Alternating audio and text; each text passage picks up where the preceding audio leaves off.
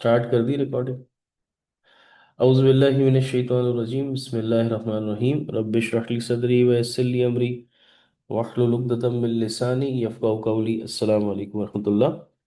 प्यारे बच्चों, कल हमने डिटेल में यूजेस ऑफ स्ट्रक्चर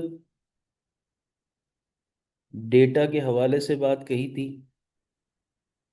और फिर हमने बात की थी यूजेस ऑफ अनस्ट्रक्चर्ड डेटा, उसके हवाले से भी हमने बात कही थी, यानी कि डिटेल समझा था। आज की इस क्लास के अंदर हम बेसिकली दो टर्मिनोलॉजीज के हवाले से बात करेंगे।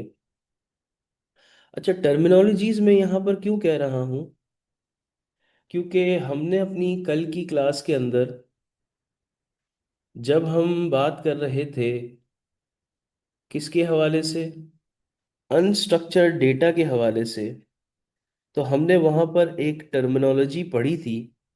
उस टर्मिनोलॉजी का नाम है NLP।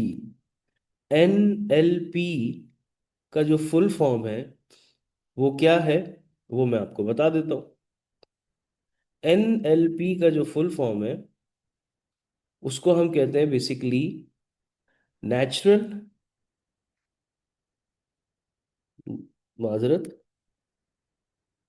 उसका फुल फॉर्म है नेचुरल लैंग्वेज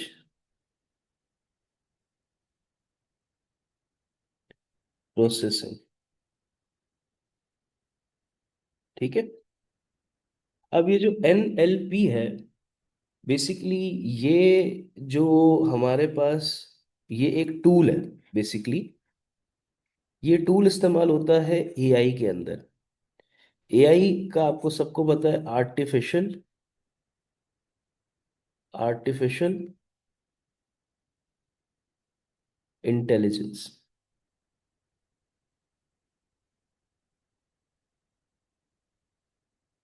ठीक है। अब होता यह है कि जैसे मैं और आप बात कर रहे हैं ना, तो मैं आपकी बात को समझूंगा, उस पे जवाब दूंगा।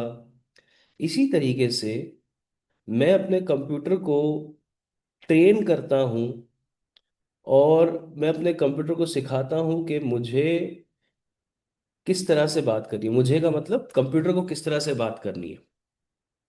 अच्छा, इसकी एग्जाम्पल बेसिकली आज के दौर में हम देखते हैं चैटबॉट।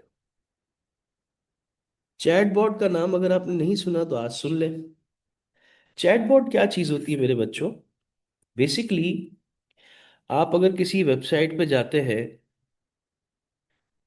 तो वहाँ उस वेबसाइट पे आपके पास, वालेकुम अस्सलाम अवेश, आप किसी वेबसाइट पे जाते हैं तो उस वेबसाइट पे आपको एक चैट का ऑप्शन नज़र आता होगा। वो जो चैट का ऑप्शन है उसको जब आप क्लिक करते हैं तो एक मैसेज आता है वहां से, how can I help you. फिर आप उसको बोलते हैं और वो आपको चार ऑप्शन देता है कि आप कौन से एरिया से रिलेट क्वेश्चन पूछना चाहते हैं। मिसाल के तौर पे अगर आप, एक एग्जांपल दे रहा हूँ, अगर आप आई कैप की वेबसाइट पे जाते हैं, किसकी वेबसाइट पे, आई कैप की वेबसाइट पे, वहां पर आपके पास आता है एक चैट बॉट। वो चैट बॉट बोलता है आपको कि आपको क्या फी स्ट्रक्चर से रिलेट बात करनी है, आपको क्या न्यू एजुकेशन स्कीम के हिसाब से बात करनी है,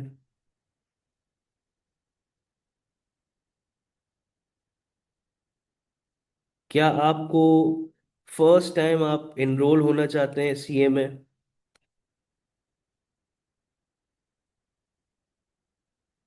ठीक है ना, या आपको इसके अलावा एनी अदर क्वेश्चन। उम्मीद है कि आपने इस तरह का एक्सपीरियंस किया हो। ठीक है ना।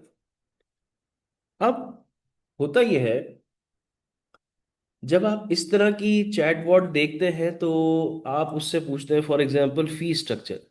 तो फी स्ट्रक्चर में आपको बोलता है कि आपको PRC की स्ट्रक्चर देखना है, आपको एग्जाम स्ट्रक्चर देखना है, आपको क्या कहते हैं, एनुअल चार्जेस देखने हैं, क्या देखना है आपको, किसका। तो बेसिकली मैंने क्या किया, आईकैप ने क्या किया, अपने वेबसाइट में जो चैटबॉट बनाया उसको ऐसे ट्रेन किया कि अब अगर उसके बैकएंड पे उसकी कोई जिम्मेदारी लेने वाला ना भी हो, जिम्मेदारी का मतलब उस पर्टिकुलर चैट के पीछे अगर कोई इंसान ना भी हो, तब भी वो चैटबॉट इतना ट्रेन है कि वो क्या करेगा, कि वो आपको फैसिलिटेट कर सकता है। तो एनएलपी का ये जो टूल है, ये इसलिए काम आता है। ठीक है। फिर इसके बाद हमारे पास एक और टर्मिनोलॉजी है जिसको हम यहां पर यूज करते हैं और कहते हैं sentiment, sentiment analysis. Sentiment analysis का मतलब क्या है? बेसिकली ये एक ऐसा टोन है, मिसाल के तौर पे आप लोगों ने एक ऐप देखी होगी, एक एक्सटेंशन देखा होगा जिसका नाम है ग्रामरली। उम्मीद है सबने देखा होगा।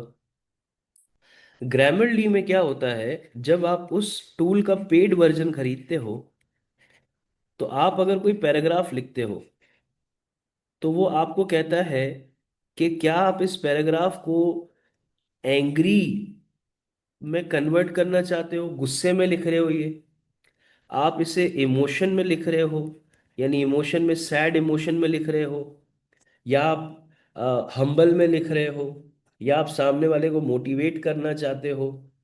तो वो क्या करता है, एआई इसकी बदौलत, इस टूल की बदौलत उस पूरे पैराग्राफ को उस पर्टिकुलर टोन के अंदर चेंज कर देता है। और फॉर एग्जाम्पल आपने जो पैराग्राफ लिखा है उसको एनालाइज करता है और बताता है कि आपका ये जो मैसेज है, ये जो आपने टाइप किया है, इसकी जो टोन है बहुत ही एग्रेसिव साउंड कर रही है। तो लिहाजा आप अगर इस एरिया में ये चीज़ों की चेंजेस ले आओगे तो आपकी जो टोन है वो बेहतर हो जाएगी। तो ये जो दो टर्मिनोलॉजीज हैं, इसको मैंने आज समझाना था आपको। समझ आ रही है बात मेरी बच्चों?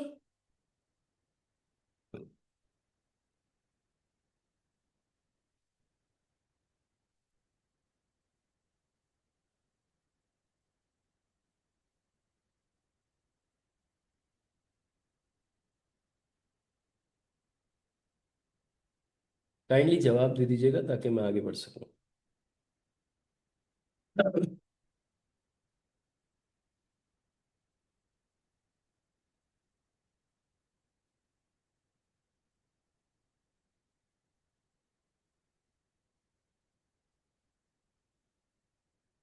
अच्छा, आज हम थोड़ा और डिटेल बात करेंगे, लेकिन अनफॉर्चुनेटली, अनफॉर्चुनेटली हम जिस डेटा पे बात करने वाले हैं वो हम बात करने वाले हैं, वैसे तो हमें बात करनी चाहिए semi structure data, semi structure data के हवाले से। लेकिन सेमी स्ट्रक्चर डेटा जो है, इसको समझने से पहले आपको कुछ चीजें समझनी पड़ेंगी, लेकिन वो थोड़ी लेंदी है। वो थोड़ी क्या है, लेंदी है। आपने एमएस एक्सेल इस्तेमाल किया है मेरे बच्चों कभी?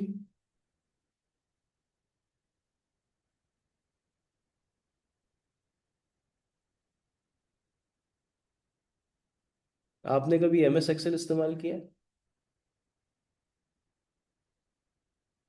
एमएस एक्सेल के अंदर आपके पास फाइल जो होती है, उस फाइल को आप CSV में भी क्या कर सकते हो, CSV फॉर्मेट में भी क्या कर सकते हो, सेव कर सकते हो।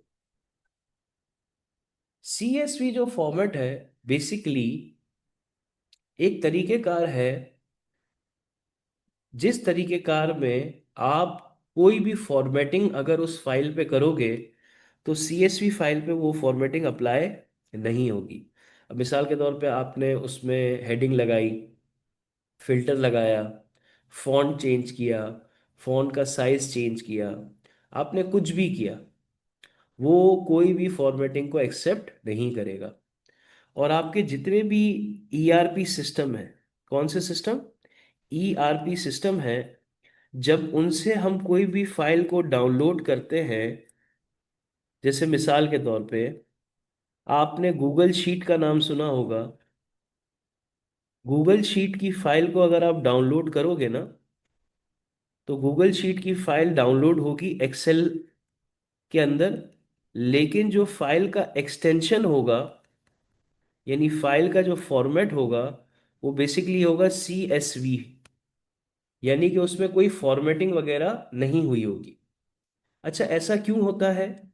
ऐसा इसलिए होता है कि अगर कोई स्पेसिफिक फॉर्मेटिंग आपको अगर फाइल में मिल जाए, तो आप उसको चेंज नहीं कर पाओगे। इसी तरीके से मेरे प्यारे बच्चों, आपके पास एक फाइल होती है जिसको हम कहते हैं जेसन। क्या कहते हैं? जेसन। जितनी भी हम वेब एप्लीकेशन बनाते हैं, जितनी भी हम वेब एप्लीकेशन बनाते हैं, उन वेब एप्लीकेशन के अंदर जब हम डेटा को स्टोर कर रहे होते हैं, तो वेब एप्लीकेशन के अंदर डेटा को स्टोर करने के लिए हमें एक डेडिकेटेड फॉर्मेट को फॉलो करना पड़ता है, और वो डेडिकेटेड फॉर्मेट कहलाता है जेसन। जेसन का फुल फॉर्म है जावा स्क्रिप्ट, जावा स्क्रिप्ट ऑब्जेक्टिव या ऑब्जेक्ट नोटेशन, जावा स्क्रिप्ट ऑब्जेक्ट नोटेशन। ठीक है ना? अब ये जो तरीकेकार होता है, यानी कि इस फाइल में, यानी कि कभी भी वेब एप्लीकेशन में, फॉर एग्जांपल मैं यहाँ पर एग्जांपल देता हूँ कि एक ई कॉमर्स वेबसाइट है। कौन सी वेबसाइट है? ई कॉमर्स, जहाँ पर आप ऑनलाइन शॉपिंग कर सकते हो। अब मिसाल के तौर पे आप जब ऑनलाइन शॉपिंग करते हो, तो आपने देखा होगा कि आप कोई प्रोडक्ट को सेलेक्ट करते हो। जैसे मिसाल के तौर पे आपने एक जीन्स परचेज की। जब आप जीन्स परचेज करके ऐड टू कार्ट करते हो, तो वो आपसे डिटेल देता है। उस डिटेल में आपके पास क्या होता है? नाम होता है, कॉन्टैक्ट नंबर होता है,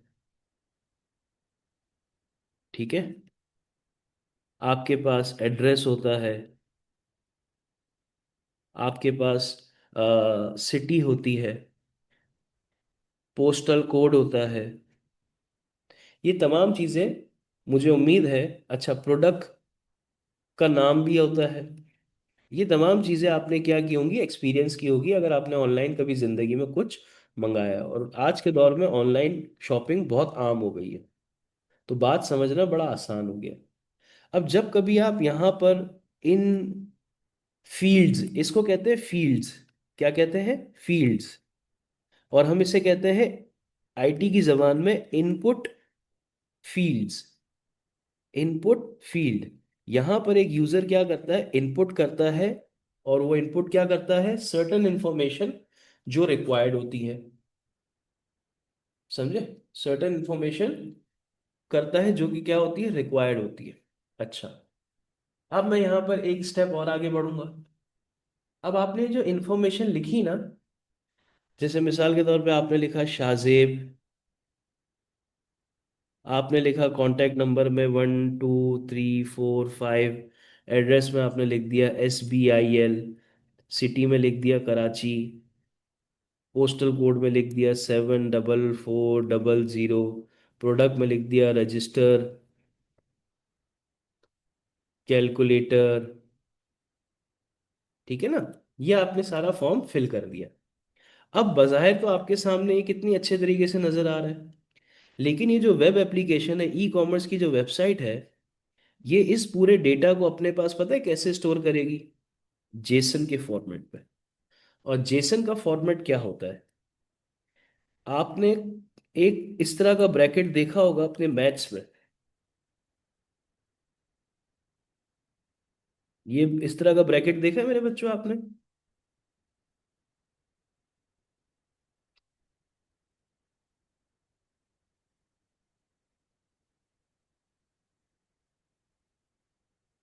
बेटा, जवाब अगर आप लोगों का आ जाएगा ना, तो हम बड़े अच्छे तरीके से चीज़ों को लेके चल सकते हैं।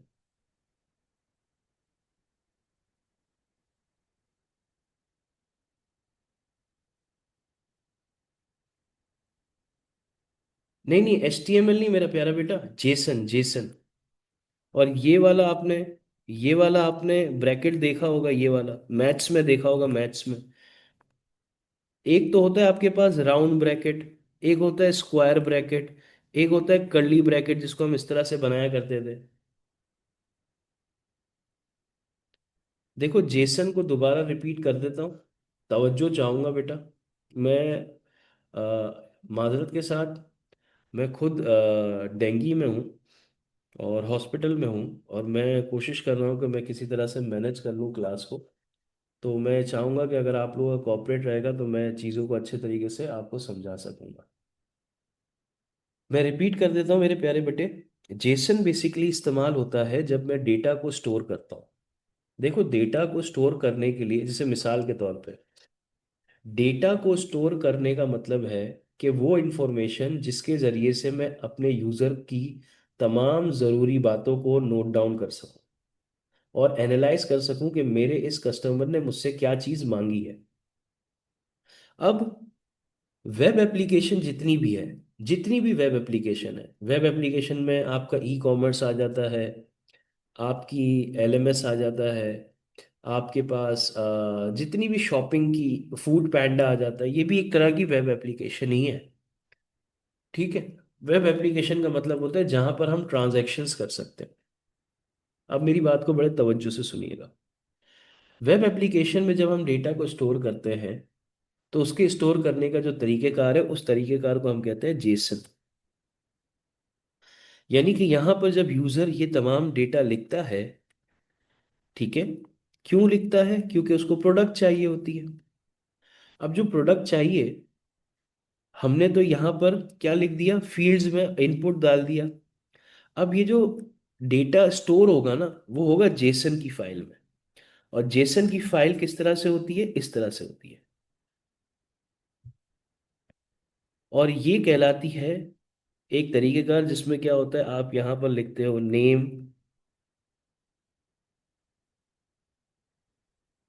और यहाँ लिखते हो, जैसे मिसाल के तौर पे मैंने लिखा जवाद, ठीक है, कॉमा लगाया, मैंने लिखा यहाँ पर कॉन्टैक्ट नंबर।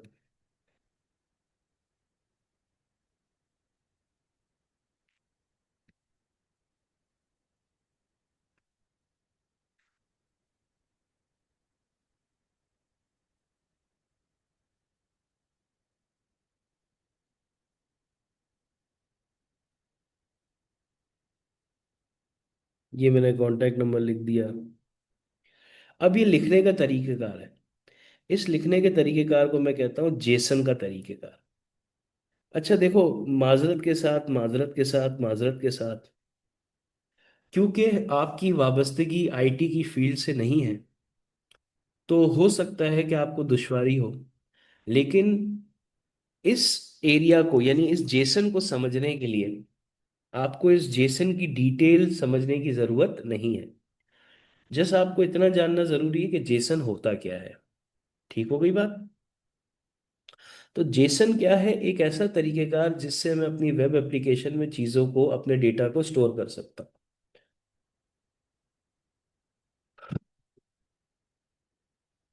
अच्छा, फिर हम अपने, अगर आप देखो, कभी आपने HTML पढ़ा है? HTML स्कूल में कभी कंप्यूटर में HTML देखा है? सुना है। स्कूल में अगर आपने कंप्यूटर लिया होगा, क्योंकि स्कूल में क्या होता है, एक सर्टन टाइम तक कंप्यूटर कंपलसरी होता है, गालिबन 7-8 क्लास तक। फिर इसके बाद आपको बोला जाता है कि आप कौन सी फील्ड में जाना चाहते हो। लेकिन 7-8 क्लास तक, जहां तक मैंने स्कूल पढ़ी थी, वहां पर कंप्यूटर हमारा 8 क्लास तक क्या था, इवन मैंने O लेवल्स किया है, तो O लेवल्स के अंदर कंप्यूटर मैंने ऑप्ट किया था। तो वो तो मैंने तब से पढ़ा है। तो मैंने तो कंप्यूटर बहुत पढ़ा है ना, मतलब स्कूल में ही पढ़ा, फिर ए लेवल्स में ही पढ़ा। बहरहाल, अब जो हमारा डेटा है ना, जैसे मिसाल के तौर पे आप कोई वेबसाइट खोलते हो। मैं अगर आपको बताऊं, ये आपकी जूम की वेबसाइट है, ये हमारी वेबसाइट है। ये हमारी वेबसाइट है। मैं आपको वेबसाइट नजर आ रही है मेरे बच्चों?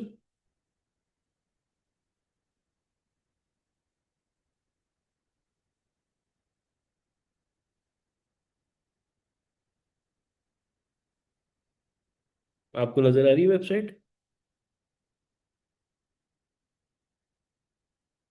अब ये क्या है?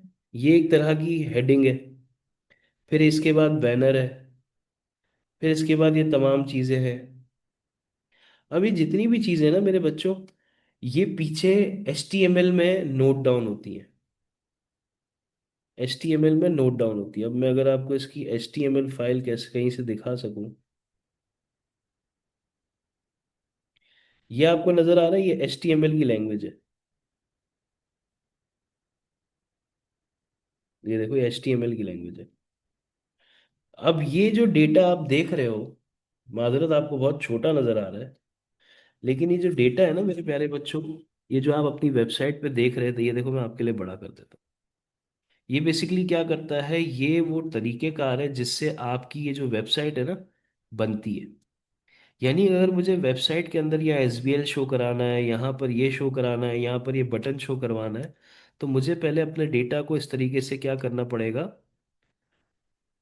HTML की फॉर्म में लेके आना पड़ेगा। बेसिकली अगर मैं आपको आसान जबान करूं, HTML क्या चीज़ है, तो बेसिकली HTML का फुल फॉर्म है हाइपर टेक्स्ट मार्कअप लैंग्वेज। ठीक है? ऐसी लैंग्वेज जो बेसिकली हमारे डेटा को डिफाइन करने के लिए, स्ट्रक्चर करने के लिए काम आती है। अब क्या मतलब है इसका, कि जब भी मुझे वेबसाइट बनानी होगी और मुझे अपनी वेबसाइट पे डेटा शो करवाना होगा कि ये हेडिंग है, ये इसकी बॉडी है, ये इसकी सब हेडिंग है, तो मुझे यहाँ पर जो जो लाइन हेल्प करेगी, जो लैंग्वेज हेल्प करेगी, वो कहलाएगी HTML। और मेरे प्यारे बच्चों, विदाउट HTML हम कोई वेबसाइट नहीं बना सकते। ठीक है? फिर इसके बाद यहाँ पर ये दो वेबसाइट हमारे पास, मतलब दो लैंग्वेज, दो तरीके कार है कि आपने यूजर इंफॉर्मेशन को जिसमें स्टोर करना है वो जेसन है, और वेबसाइट पे जो डेटा आपने शो करवाना है वो HTML है। फिर हमारे पास कुछ चीजें होती हैं जिसको हम कहते हैं टैग्स, टैग्स एंड मार्कर्स। अब ये क्या है? ये बेसिकली आप लेबल देते हो। क्या देते हो? जैसे मिसाल के तौर पे मैंने इमेजेस शो करानी है। मेरे पास एक जैसे मिसाल के तौर पे गूगल है, गूगल। गूगल पे आप जब लिखते हो, फॉर एग्जांपल आप लिखते हो शाहरुख खान, तो आपके पास एक इमेज का भी बटन होता है गूगल पे। जब आप उसको क्लिक करते हो तो आपके पास सारी की सारी चीज़ें क्या आ जाती हैं, इमेज आ जाती है शाहरुख खान की। अब वो जो इमेज है ना, बेसिकली वो एक तरह का टैग है आपकी वेबसाइट पे, कि आपको वो क्या करेगा, उस पर्टिकुलर एरिया में लेके जाएगा जहां पर इमेज के अलावा और कुछ नहीं आएगा। अगर आप जनरल पे सर्च करोगे, वेबसाइट पे देखोगे, सिर्फ वेबसाइट वेबसाइट ही आ रही होंगी आपके पास। तो कुछ चीज़ें हमारे पास डेटा को स्टोर करने के लिए क्या होती हैं, टैग्स और मार्कर्स। अच्छा, इस वाले एरिया को ना तो बुक ने इतना समझाया है, ना बुक ये डिमांड करती है कि आपको इतना समझ आए। अगर आप देखना चाहें कि क्या मैं बात को सही कह रहा हूं कि नहीं, तो इसके लिए मैं आपके सामने बुक ओपन कर देता हूं, ताकि आपको चीज़ क्लियर हो जाए और आप मेरी बात को समझें कि मैं आपके लिए जो कह रहा हूं वो सही है। KF3 कहाँ गया भाई?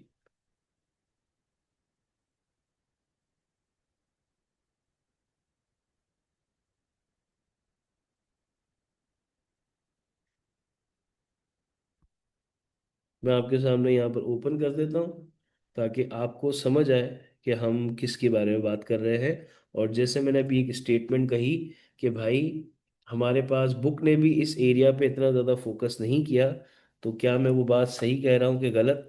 तो आए ज़रा मैं आपको दिखा देता हूँ। ये देखें, आपके पास सेमी स्ट्रक्चर डेटा के अंदर यहाँ पेज नंबर 5 से बात शुरू हो रही है, और आपके पास यहाँ पर पेज नंबर 6 तक की बात को खत्म कर रही है। इसके बाद हमारे पास सोर्सेज ऑफ डेटा स्टार्ट हो रहा है। इसका मतलब ये है कि हमारा जो बुक है, हमारा जो कोर्स है, उसके अंदर जो सेमी स्ट्रक्चर के डेटा के ऊपर बात करने वाली एरिया है, उसमें जेसन हो या फिर HTML हो या टैग्स हो या मार्कअप हो, हमें जस्ट इसकी डेफिनेशन और एक छोटी मोटी एक्सप्लेनेशन बताई गई है।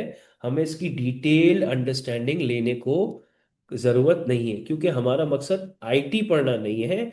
हमारा मकसद आईटी में जो हमारा डेटा है उसको किन किन तरीकों से स्टोर किया जाता है उसको समझना है। तो ये मकसद था आपको इस पर्टिकुलर एरिया के पढ़ाने का। यहां तक अगर किसी का कोई सवाल है तो प्लीज पूछ ले, ताकि हम अपनी बात को आगे कंटिन्यू कर सकें।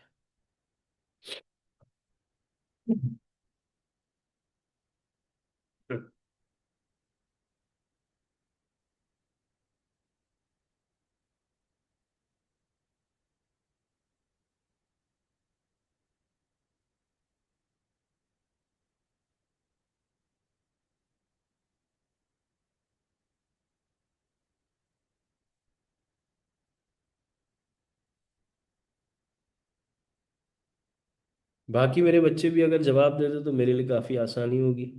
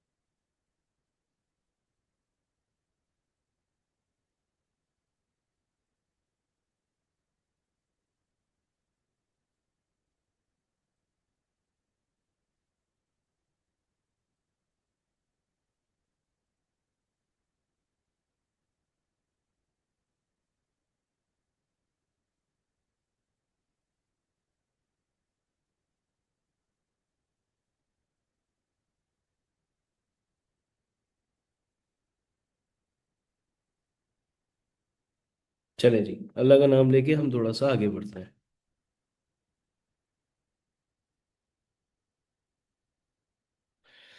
अच्छा, अब हम यहाँ पर बात करेंगे मेरे प्यारे बच्चों सोर्सेज ऑफ डेटा के हवाले से।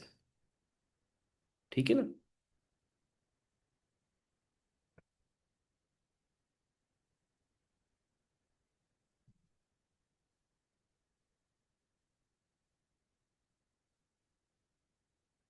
जब हम बात करते हैं सोर्सेज ऑफ डेटा के हवाले से, तो हमारे पास यहाँ पर दो तरह की सोर्सेज होती है। एक प्राइमरी सोर्स और एक सेकेंडरी सोर्स।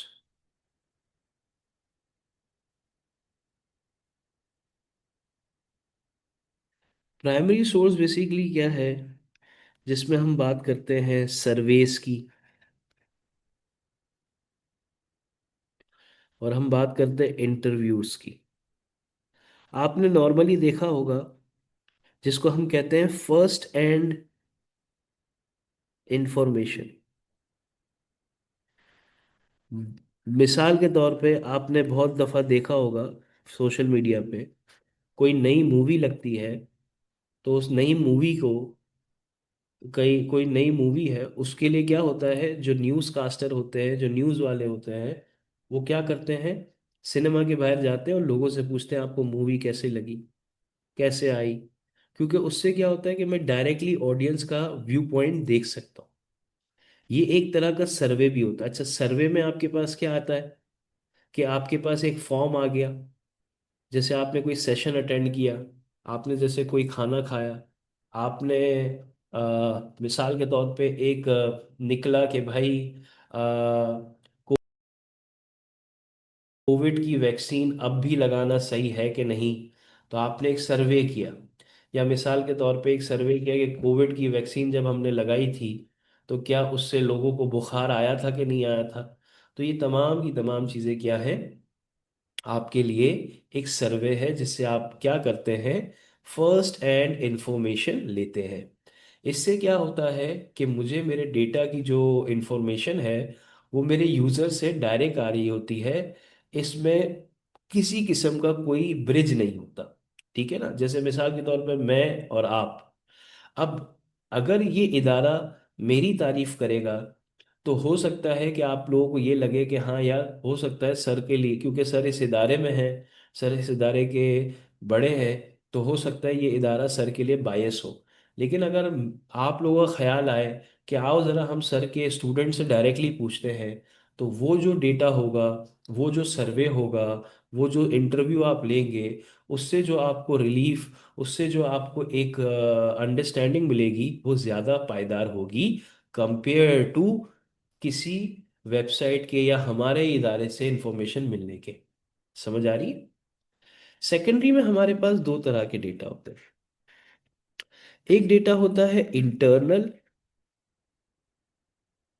और एक होता है एक्सटर्नल। ठीक है। इंटरनल डेटा मतलब जैसे मैंने अभी कहा, ऑर्गेनाइजेशन का अपना डेटा, कि हमारे इंस्टीट्यूट में इतने बच्चे हैं और सब खुश हैं, ये तमाम क्या है, ये मेरा इंटरनल डेटा है।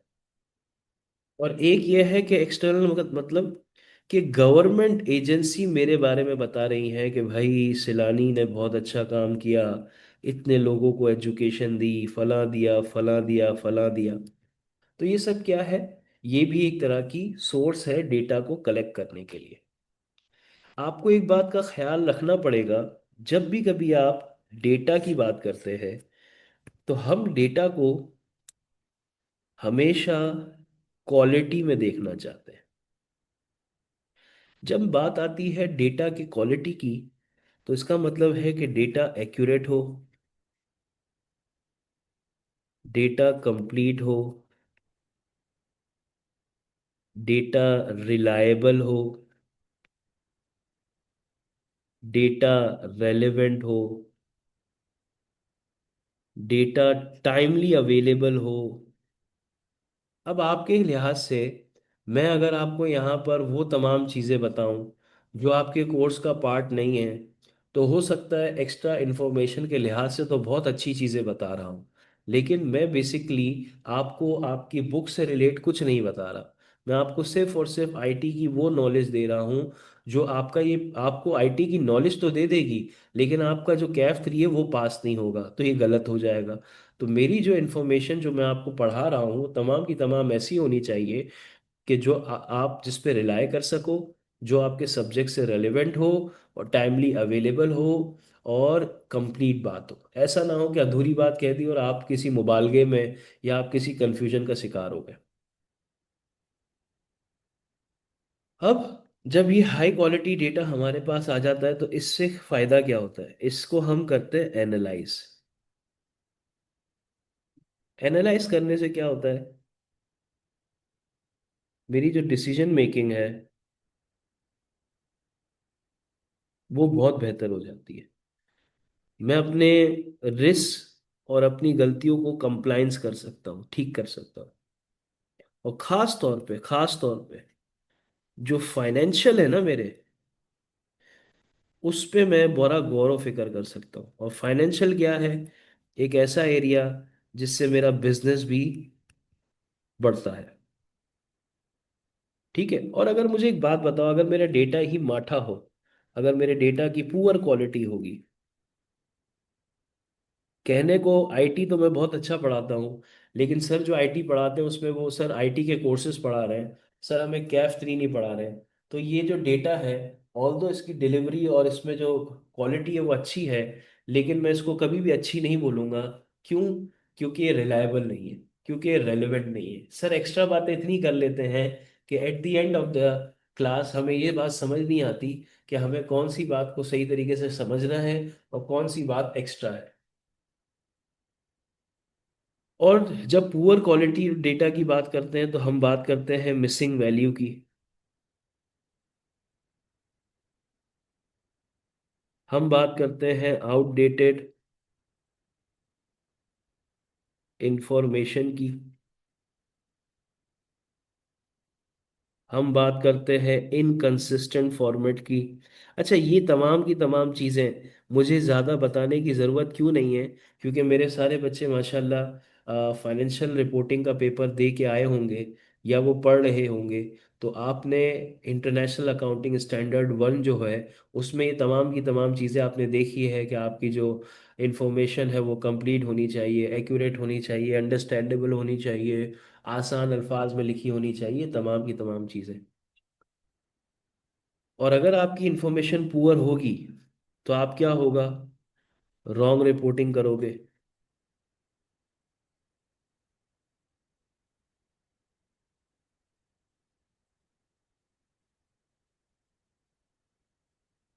रॉन्ग रिपोर्टिंग करोगे और क्या होगा, आपकी आपकी जो इनसाइट्स होंगी उसमें भी कोई कॉन्क्रीट बात नहीं होगी, उसमें भी फ्लॉ होगा। तो ये तमाम की तमाम चीज़ें हैं जो कि आपको देखनी पड़ती हैं। ठीक है, यहाँ तक बात समझ आ रही है मेरे बच्चों।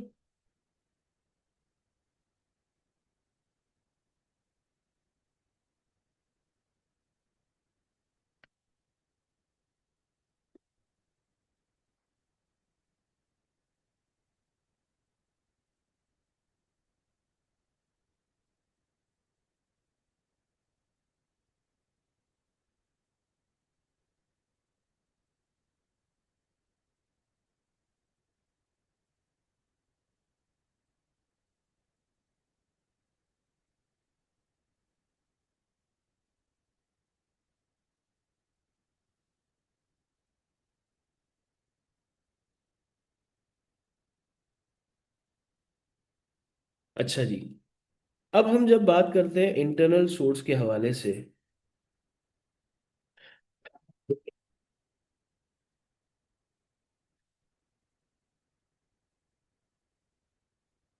इंटरनल का मतलब है कि ऑर्गेनाइजेशन के अंदर मौजूद इंफॉर्मेशन जो होगी उससे हम अपनी एनालिसिस करेंगे। जैसे मिसाल के तौर पे मेरी कंपनी के अंदर, सॉरी, मेरे बिजनेस में एक पॉइंट ऑफ सेल लगा है। पॉइंट ऑफ सेल देखा है आपने कभी? पॉइंट ऑफ सेल देखा है आपने कभी? जो नॉर्मली दुकानों पे एक एक मशीन पड़ी होती है उसको पॉइंट ऑफ सेल कहते हैं।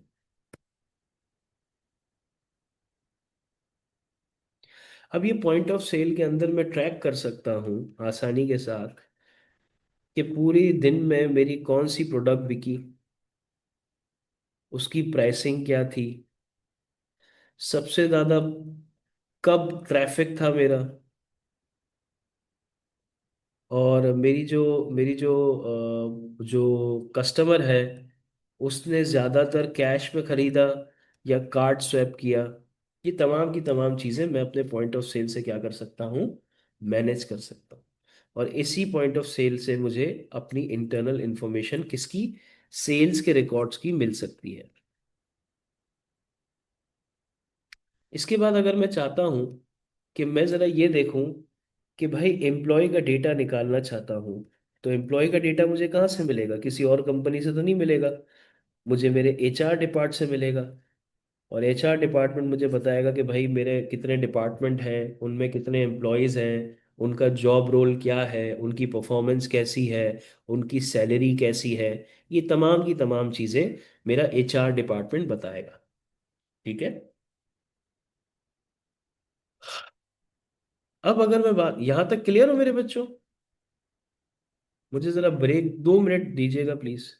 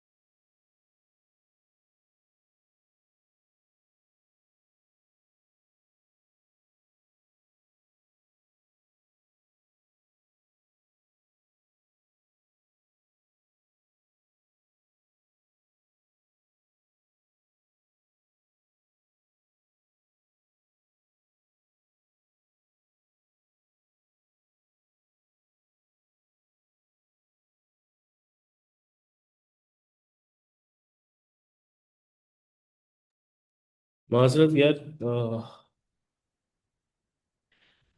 डिले आ गया। अच्छा जी, ऐसा है कि हमने इंटरनल पढ़ लिया। यहाँ पर किसी किस्म का कोई मसला अगर है तो बताएं। मैं आपके सामने यहाँ पर ये पेज ओपन कर देता हूँ, और अगर आप इसे पढ़ेंगे तो आपको किसी किस्म का मसला नहीं रहेगा। ये आप देख लें दोस्तों, ये आप देख लें।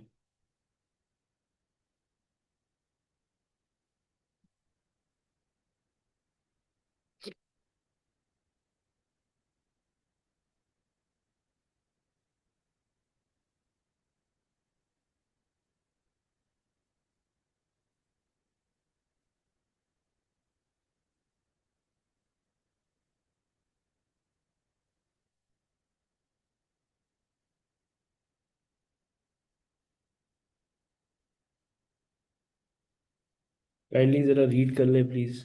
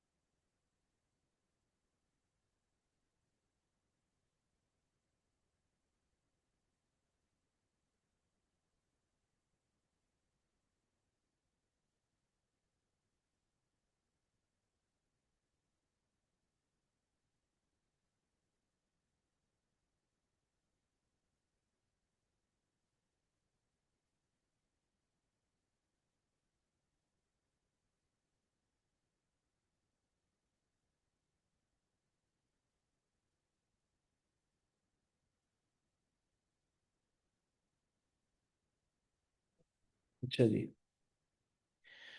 अब अगर रीड कर लिया है तो हम एक स्टेप और आगे बढ़ते हैं।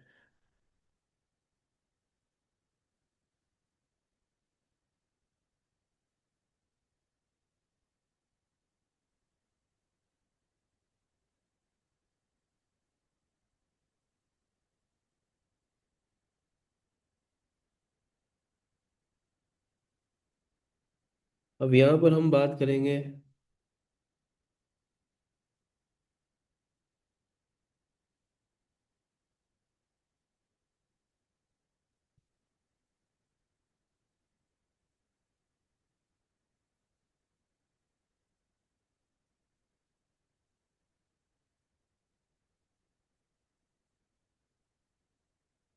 एक्सटर्नल डेटा सोर्स के हवाले से। एक्सटर्नल डेटा सोर्स क्या होगा? सिंपल सी बात है कि आप अगर किसी, आपने कभी देखा होगा कि आप कभी किसी कंपनी के शेयर्स परचेज करना चाहते हैं तो आप क्या देखते हैं? आप उस कंपनी की फाइनेंशियल्स को देखते हैं, आप उससे रिलेट मार्केट में रिसर्च करते हैं, आप उस इंडस्ट्री से रिलेट ट्रेंड एनालिसिस करते हैं, आप ये देखते हैं कि उस कंपनी के डेमोग्राफिकली ग्राफ में कस्टमर्स कहाँ कहाँ से बिलोंग करते हैं। आप देख सकते हैं कि उस कंपनी ने अपने पास ये जो बिजनेस वो ओपन किया हुआ है ये कहाँ कहाँ चला रहे हैं। ये तमाम की तमाम चीज़ें जो हमारी कहलाती हैं, जिसको हम मार्केट रिपोर्ट कहते हैं, ये basically external source of data होता है आपका। जिसमें आप ये करते हैं कि आपको सारी चीज़ें पता चलती हैं कि किस तरीके से आपको काम करना चाहिए। काम करने का मतलब ये है,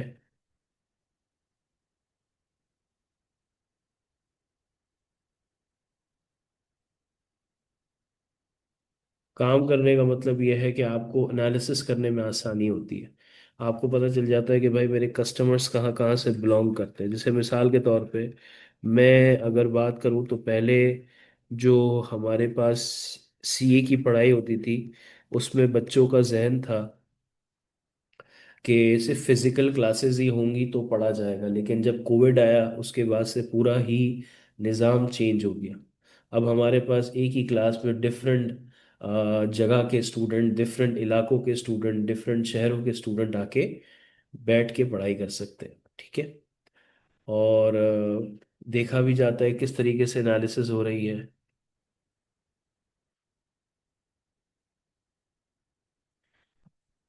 मार्केट रिसर्च के बाद यहाँ पर हमारे पास आता है सोशल मीडिया। अब होता यह है, आपके पास एक चीज है,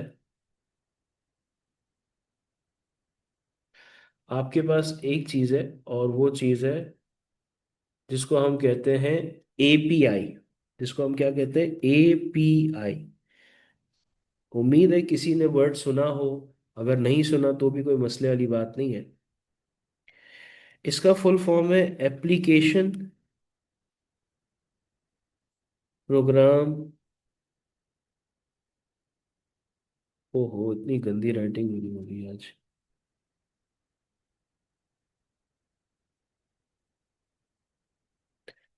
एप्लीकेशन प्रोग्राम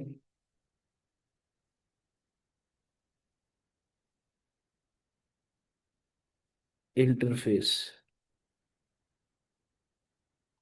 ठीक है। अब पहले एपीआई का कॉन्सेप्ट समझेंगे, ठीक है? क्या समझेंगे? एपीआई का कॉन्सेप्ट। ये है जूम का प्लेटफॉर्म, और ये है एसबीएल का एलएमएस। ये क्या है? जूम का प्लेटफॉर्म, और ये है एसबीएल का एलएमएस। अब हमारी जो क्लासेस होती है वो कहाँ पर होती है? जूम पे होती है। जूम पे जब हम कोई क्लास लेते हैं तो उससे रिकॉर्ड करते हैं। जैसे मिसाल के तौर पे मेरी क्लास है 11 बजे से लेकर 1 बजे तक। ये कितने घंटे की क्लास हो गई? 2 आवर्स की क्लास। जब ये 1 बजे खत्म होगी ना, जब ये 1 बजे खत्म होगी, तो एटलीस्ट 1 घंटा लगेगा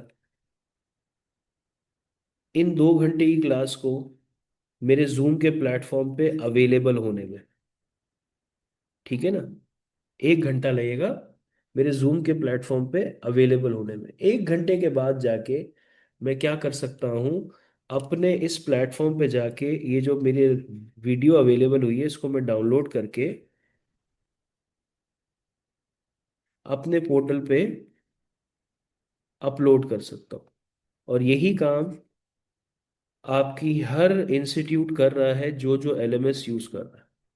क्योंकि अल्हम्दुलिल्लाह कराची के हर इंस्टीट्यूट, मोस्टली 90% इंस्टीट्यूट में जो एलएमएस इस्तेमाल हो रहा है वो उस कंपनी का हो रहा है जिसका मैं डायरेक्टर हूँ। ठीक है ना? टेक्सॉल 360 का। अब मेरी बात बड़े गौर से सुनना। अब मुझे एक बात बताओ, एसबीआई पूरे दिन में 10 कामों में मसरूफ है, और जूम ने कब ये वीडियो अवेलेबल कर दी? क्या इस बात का इल्म एसबीआई की एडमिन को होगा? पूरा दिन 10 कामों में हम मसरूफ होते हैं, और जूम ने मुझे बोल दिया, जूम ने क्या किया, ये जो वीडियो थी अवेलेबल कर दी मेरे जूम के प्लेटफॉर्म पे। क्या इस बात का इल्म मुझे होगा? नहीं होगा ना। ऑल दो जूम मुझे नोटिफिकेशन के थ्रू अपडेट कर देता है कि your video is on zoom platform. यानी कि जो आपकी वीडियो थी वो जूम के प्लेटफॉर्म पे अब अवेलेबल हो गई है। अब आपके जैसे फोन पे 10 नोटिफिकेशन आती है, अब हर नोटिफिकेशन को तो उस काम के वक्त सीरियसनेस से नहीं देखते। कभी कभार जरूरत की इंफॉर्मेशन भी आप नोटिफिकेशन में इग्नोर कर देते हो। जब फारिग हो गए तब आपने वो नोटिफिकेशन खोल के देखी और आपने बोला ओहो, ये तो बहुत इंपॉर्टेंट बात थी, ये मैं कैसे मिस कर गया, ब्ला ब्ला ब्ला ब्ला। अब मैंने क्या किया? मैंने हम दोनों ने, समझो ये जूम बैठा हुआ है और ये मैं बैठा हूँ। ये जूम है, ये एसबीआई है। हम दोनों परेशान बैठे हैं। हम बोल रहे हैं कि यार जानी, जब तू वीडियो अपलोड कर लेता है, ऑल दो तू अपनी जिम्मेदारी पूरी करता है मुझे बताने की कि तेरे पास वीडियो आ गई है, लेकिन मैं दिन में इतना मसरूफ होता हूँ कि मुझे समझ ही नहीं आता कि मैं तेरे पास कब आऊँ। और जब मुझे पता चलता है तो बहुत लेट हो चुका होता है। रात में मेरे पास ख्याल आता है। अब रात में मेरे पास 12-1 बजे ख्याल आया तो भाई तब तक तो बच्चों को तो लेक्चर मिला नहीं होगा। तो दोनों परेशान थे। तो दोनों ने मिलकर एक छोटू को हायर किया। इस छोटू का काम पता है क्या था? कि जैसे ही जूम के पास मेरा लेक्चर अवेलेबल होगा। ये छोटू यहाँ से लेक्चर को डाउनलोड करेगा और मेरे एसबीएल के प्लेटफॉर्म पे अपलोड कर देगा। ठीक है ना? यानी इस छोटू की जिम्मेदारी क्या लगा दी कि यहाँ पर जैसे ही अवेलेबल हो तो यहाँ पर अपलोड कर दे। इस छोटू का नाम है एपीआई। और छोटू ये जो काम कर रहा है उसको हम कहते हैं एक्शंस। और ये एक्शन की बेस क्या है? Trigger point. क्या मतलब ट्रिगर पॉइंट का? ट्रिगर का मतलब है जैसे अवेलेबल होगी इसके पास नोटिफिकेशन आ जाएगी, तो नोटिफिकेशन ट्रिगर है। और इस नोटिफिकेशन की बेस पे वो क्या करेगा, यहाँ से वीडियो को डाउनलोड करके यहाँ पर वो अपलोड कर देगा। इसको हम कहते हैं एक्शन। और ये जो बंदा है छोटू, इसको हम कहते हैं एपीआई। अब बात समझ आ गई एपीआई के?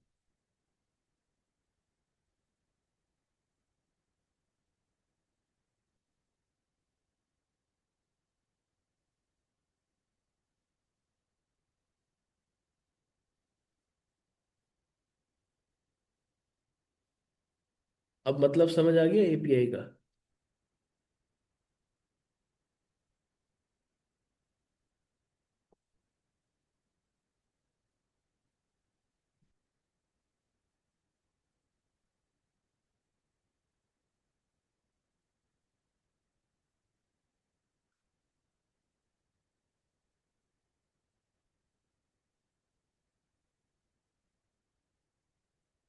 अच्छा जी। तो हमारे पास ये एपीआई है जिसके जरिए हम काम करते हैं।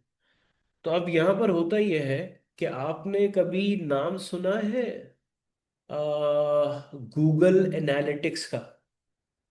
गूगल एनालिटिक्स का नाम सुना है? गूगल एनालिटिक्स का एक दौर में ये इसके कोर्सेज करवाए जाते थे, गूगल एनालिटिक्स के। बेसिकली गूगल एनालिटिक्स करता क्या है?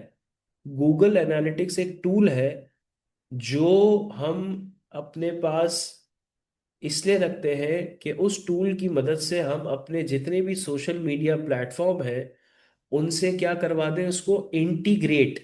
क्या वर्ड यूज किया? इंटीग्रेट करवा दें। जब मेरे फला सोशल मीडिया के अंदर कोई लाइक करेगा तो मेरे गूगल के एनालिटिकल टूल के अंदर उसकी अपडेट हो जाएगी। अगर मेरे कोई पोस्ट को शेयर करेगा तो मुझे अब फेसबुक पे जाने की जरूरत नहीं है, मेरे गूगल एनालिटिक्स के टूल के अंदर बता दिया जाएगा कि भाई ये प्लेटफॉर्म्स के जरिए मेरी पोस्ट को इतने लोगों ने शेयर किया है। तो बेसिकली ये वो एपीआई का तरीकेकार है जो क्या करता है, जो मेरे काम को आसान करता है। कैसे? कि मुझे बार बार उस प्लेटफॉर्म पे जाने की नीड नहीं है। मैं उस प्लेटफॉर्म पे जो नकलो हरकत हो रही है उसको मैं अपने पास अपने प्लेटफॉर्म पे देख सकता हूँ with the help of APIs. यानी कहने का मकसद है अगर मेरा गूगल एनालिटिक्स का मैंने फेसबुक से, ट्विटर से, इंस्टाग्राम से, लिंक्डइन से कनेक्ट करवाया हुआ है तो समझो मैंने चार छोटू रख दिए। अब लिंक्डइन पे कोई मेरी पोस्ट पे कमेंट करता है तो वो छोटू फौरन से आके मेरे टूल को बताता है कि भाई ये कमेंट आया है भाई। अगर फेसबुक पे कोई मेरी पिक्चर को लाइक करता है तो फौरन से बताता है भाई यार लाइक आया है। अगर लिंक्डइन अगर मेरे पास कोई ट्विटर पे मेरी पोस्ट पे ना कमेंट करता है तो फौरन से आता है भाई यार देखो तुम्हारी पोस्ट पे कमेंट हुआ है भाई। तो बेसिकली क्या है, ये एपीआई है। तो इसी तरीके से हमारे पास ये जो एपीआई है ये अब रिटेलर्स में भी, रिटेलर रिटेलर बिजनेसेस भी इसको यूज कर रहे हैं। लेकिन ये जो तरीकेकार है ये बहुत महंगा होने की वजह से इतना आम नहीं हुआ। आम का मतलब इतना यूजर फ्रेंडली नहीं हुआ क्योंकि ये बहुत एक्सपेंसिव टूल है। अब मैं आपको इसकी एक छोटी सी एग्जांपल देता हूँ। वो ये है कि मिसाल के तौर पे कभी आपने अपने इलाके के जनरल स्टोर में देखा होगा कि सुबह के टाइम पे कंपनी वाले आते हैं और दुकान वाला उनको है ना अपने इन्वेंट्री में काउंट करके बताता है इतने प्रिंस के डब्बे दे दो, इतने सुपर बिस्किट के डब्बे दे दो, इतने मिल्क पैक दे दो, इतनी डबल रोटी दे दो, इतना चावल दे दो। कभी आपने ये तमाम चीजें देखी? सुबह के टाइम पे हर जनरल स्टोर के पास है ना कंपनी वाले आते हैं। इवन मेडिकल स्टोर में भी आते हैं इतनी दवाइयाँ देने के लिए। कभी नोट किया आपने मेरे बच्चों?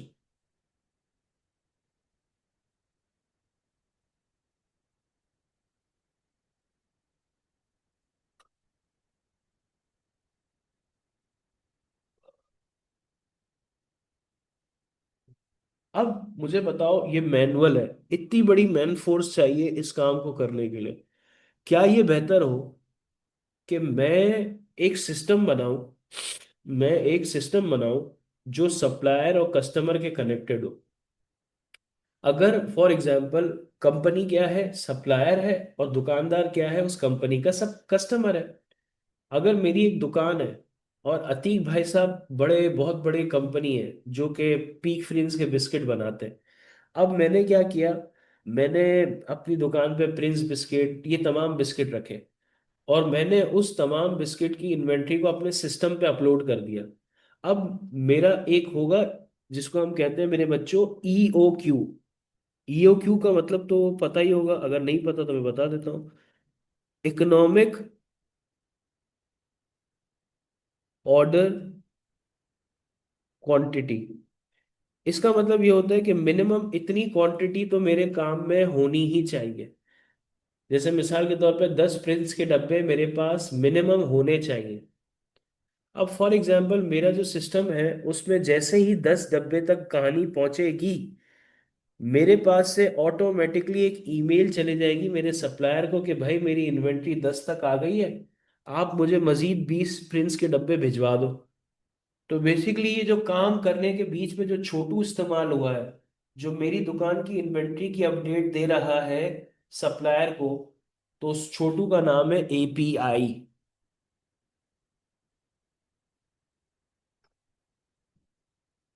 बात समझ आती है?